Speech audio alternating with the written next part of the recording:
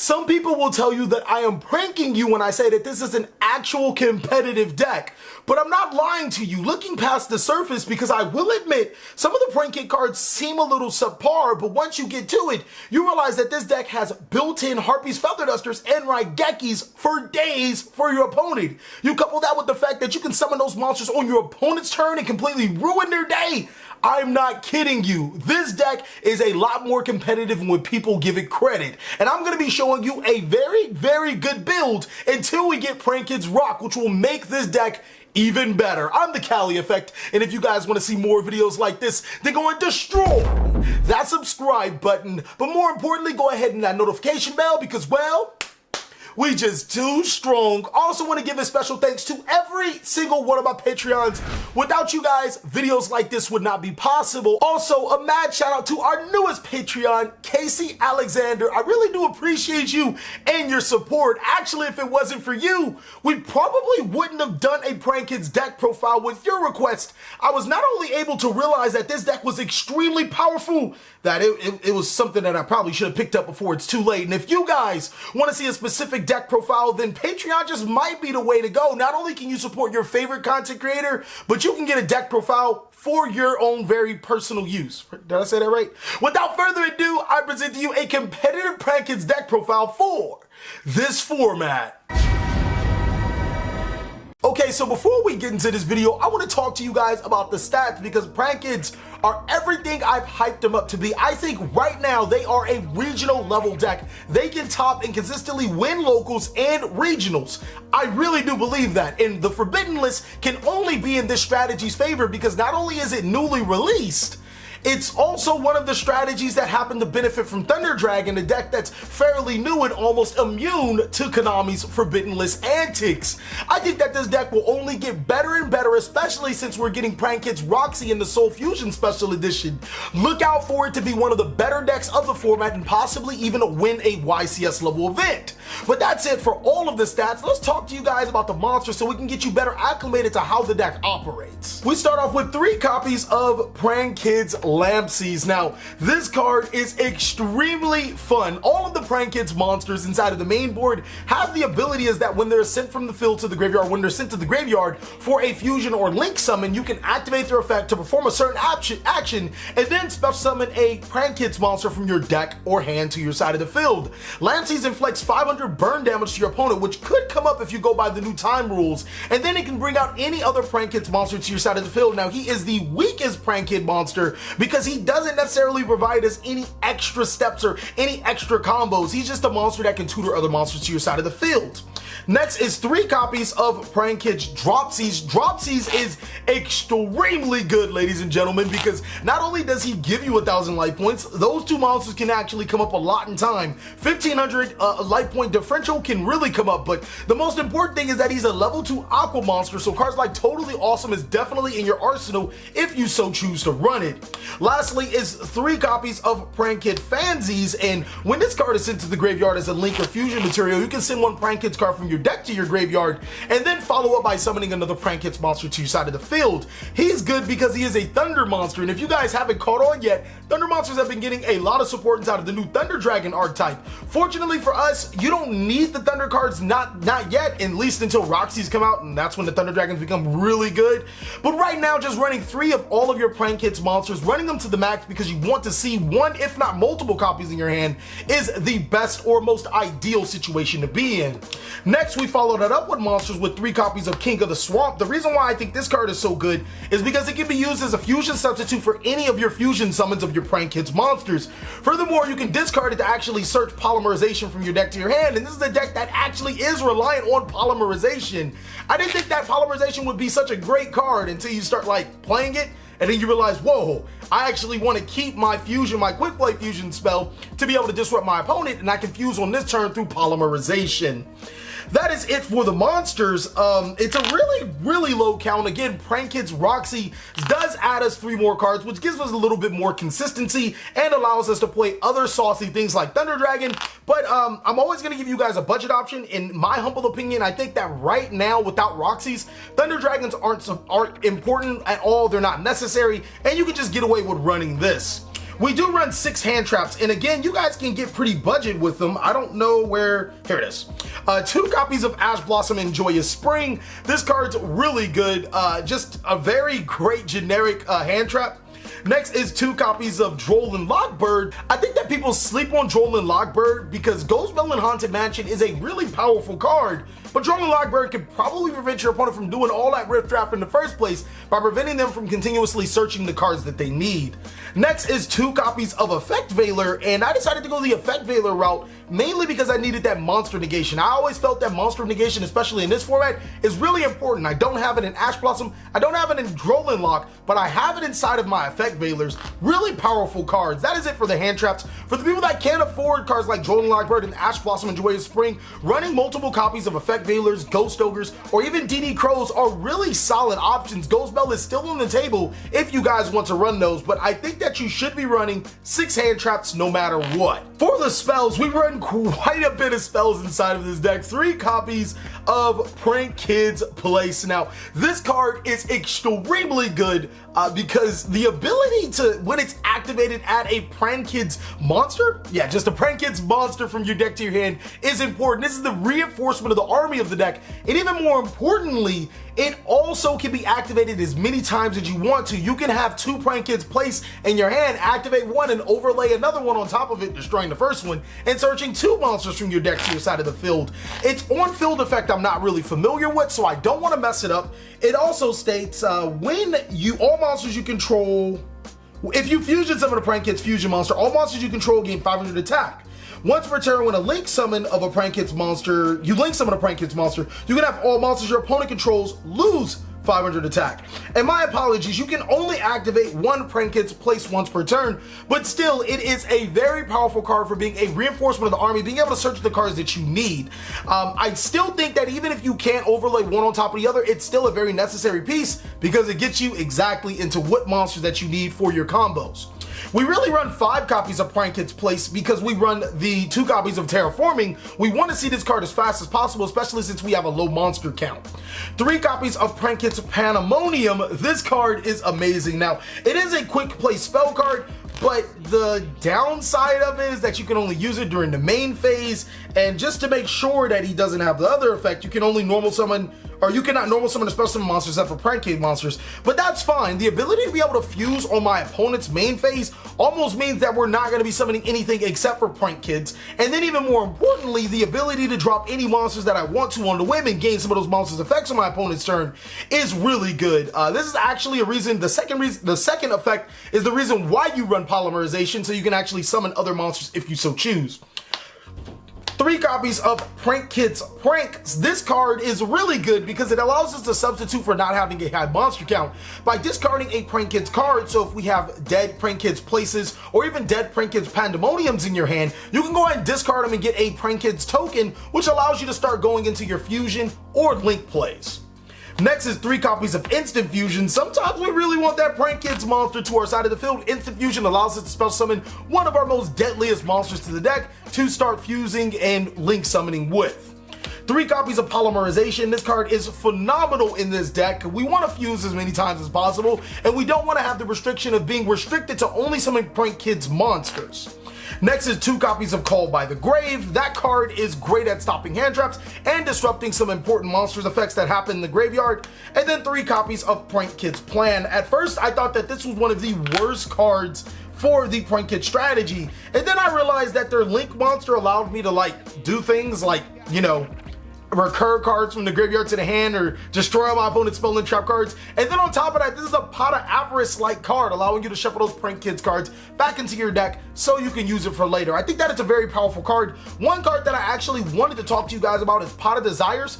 I am so iffy on that card in this deck because I don't want to banish any of my Prank Kids monsters, but outside of banishing any of my Prank Kids monsters, I really don't care. I'd strongly consider playing those 2 copies of Pot of Desires, and if I were to play them, I'd just make it a 42 card deck and then play those 2 copies of Pot of Desires. Heck, I'd probably even play 3 and drop a Prank Kids Plan down to 2. So I would strongly consider Pot of Desires if I were you guys. The only reason why I didn't play it in this particular build, I'm just still not comfortable with banishing Prank Kids monsters and then losing later in the game because of that. That's it for the main deck. Let me show you guys some awesome extra deck cards and why why I play these certain cards. The extra deck consists of one copy of Prank Kid's Battle Butler. This is the guy that requires all 3 Prank Kid monsters. He requires Lampsies, Fansies, and Dropsies, but his important effect is that you can destroy all of your opponent's monsters by getting rid of him. Really good, and if he's destroyed by an opponent's card effect, I believe that he can special summon a non-fusion Prank Kids monster to your side of the field, so it's really, really good. Next is 2 copies of Prank Kids Weather Watcher. I'm gonna go ahead and read it off just to make sure I'm getting all of its effects right. If your Prank Kids monsters attacks, your opponent cannot activate card or effects until the end of the damage step. During your opponent's turn, you contribute this card to target 2 Prank Kids non-fusion monsters with different names in your graveyard, special summon them. They cannot be destroyed by battle this turn. This card is actually used more often than not just for an instant fusion target. Sometimes you need a Prank Kids monster to your side of the field to start off with your Link or fusion plays.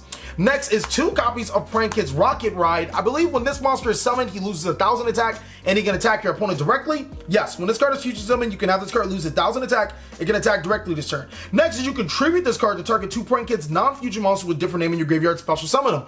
All of the fusion monsters or the little fusion monsters have the ability to do that to special summon monsters from your graveyard to your side of the field, while the Link monsters have the ability to recur monsters from your graveyard to your side of the field. These are really important for some insane combos that I'm going to show you guys in the latter portions of the video. Next is 2 copies of Prank Kids Dodo Doodle Doo. Try saying that 5 times fast. Dodo Doodle Doo, Dodo Doodle Doo, Dodo Doodle Doo, Dodo Doodle Doo, Dodo Doodle Doo. Oh, I almost said it right. I think I did. If this card is Link Summon, you can add 1 Prank Kids spell or trap card from your deck to your hand, and then you contribute this card to target 2 Prank Kids cards with different names in your graveyard except for Link monsters and add them to your hand. This is really good for recurring your cards. Prank Kids Bow Wow Wow Bark. Try saying that 5 times fast. Is almost the exact opposite, except it doesn't contain a search effect. I wish it did have some search or recur effect. During your opponent's turn, it's a quick effect to tribute this card to add 2 Prank Kids monsters from your deck to your side of the, or from your graveyard to your hand. If a Prank Kid monster this card points to, oh, its first effect is a Prank Kid monster the card points to gains 1,000 attack. Yep. That's it. I said it right. Finally, I did something right. Next is 1 copy of Prank Kids Rip Roaring Roaster, and it must be Link Summon. You can tribute this card to destroy all your opponent's spell and trap cards on their field. That's good, right?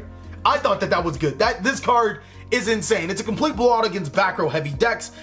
It just does what it does, and it does it really well. That's what I like the best about this card.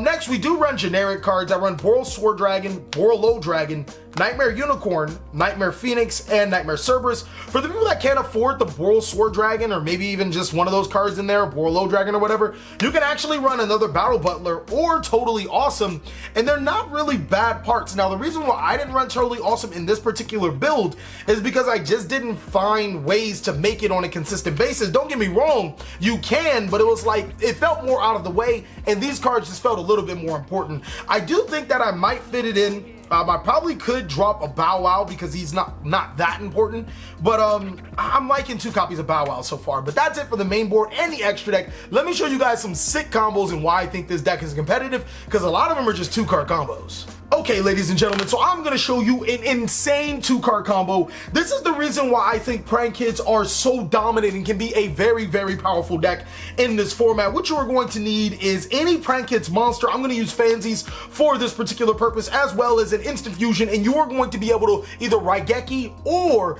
Heartbeat's Feather Duster your opponent. You're gonna start off by activating instant fusion, special summoning Prank Kids Weather Washer to your side of the field, and then normal summoning your Prank Kids monster. Using both of these monsters for a Link summon into your Prank Kids Doodle Doo, using the effect of Prank Kids whatever to fulfill its summoning condition to special summon another Prank Kids monster to your side of the field. It does not matter. Prank Kids Doodle Doo also uses its effect at the same time to add Prank Kids Pandemonium from your deck to your hand. Use the effect of Prank Kids Pandemonium to fusion summon using a Prank Kids monster and your Prank Kids Doodle Doo into the summon of your Prank Kids Rocket Ride. Now, I haven't used drop Dropsies, or I have to use Dropsies effect to special summon Prankid's Lampsies, and all I have to do is gain 1,000 life points. Use the effect of Prankid's Rocket Ride, targeting your Prankid's Doodle-Doo and your Prankid's Dropsies or Fansies, it does not matter, special summoning those two monsters back to your side of the field. Using the effect of Prankid's